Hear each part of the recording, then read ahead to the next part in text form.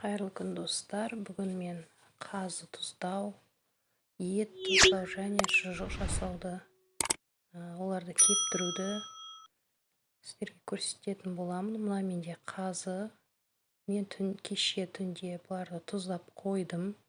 Бір түн тұзда тұрды. Енді қалың деген жерлерін тіліп, тұз тимеген жерлеріне қайрадан тұз жағып жатырмын.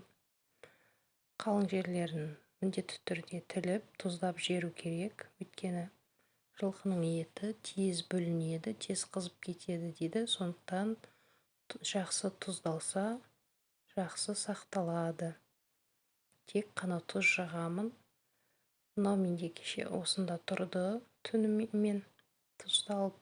Енді қайрадан жаңа тұздап қойдым. Тұз тимеген жерлеріне, қалың жерлеріне тағы да бір 2-3 сағат ұстаймын. Көріп тұрғаныңыздай жіп байлап қойдым. Сонымен далаға ілемін, кептіремін.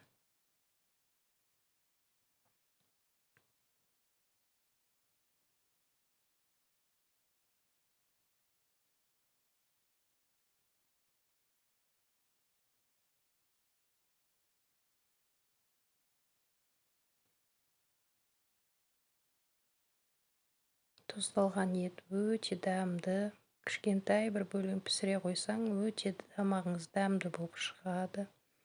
Ал мына бір бөлігіне мен пищевой пленкаға орадым, өйткені чеснок жақтым. Оны мен осы 1-2 күнде асамын, сондықтан дәмі жақсы болсын деп чесноктадым. Ал мына менің тұздап қойған еттерімді осылай барлығын жіңішкелеп тілемін. Қалың жерлерін тұз жағып, бір түнге солай қойып қоямын. Мына менің шұжыққа дайындап қойған етім. Бұмен мен шұжық жасаймын. Мұнда да мен еттерім, бұнда жіліктер тұр. Олардың да еттері қалың болғандықтан тіліп тұздап қойдым.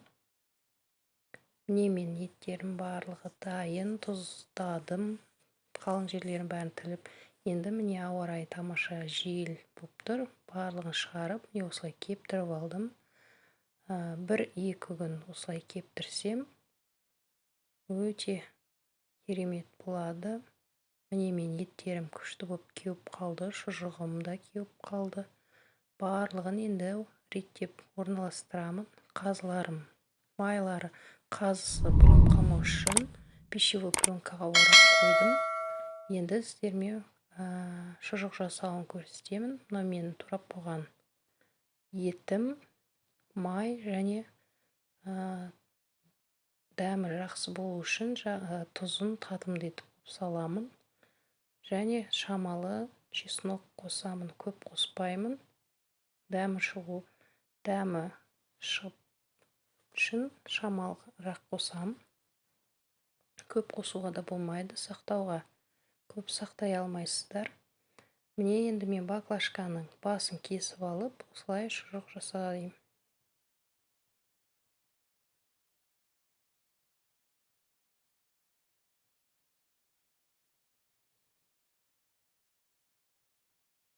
Достар, мен каналыма тіркелмеген болсаңыздар, тіркеліп, лайк басып, пікірлеріңізді қалдырыңыздар.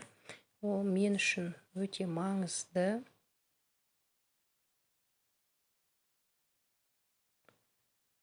Менімен болғандарыңызға рахмет.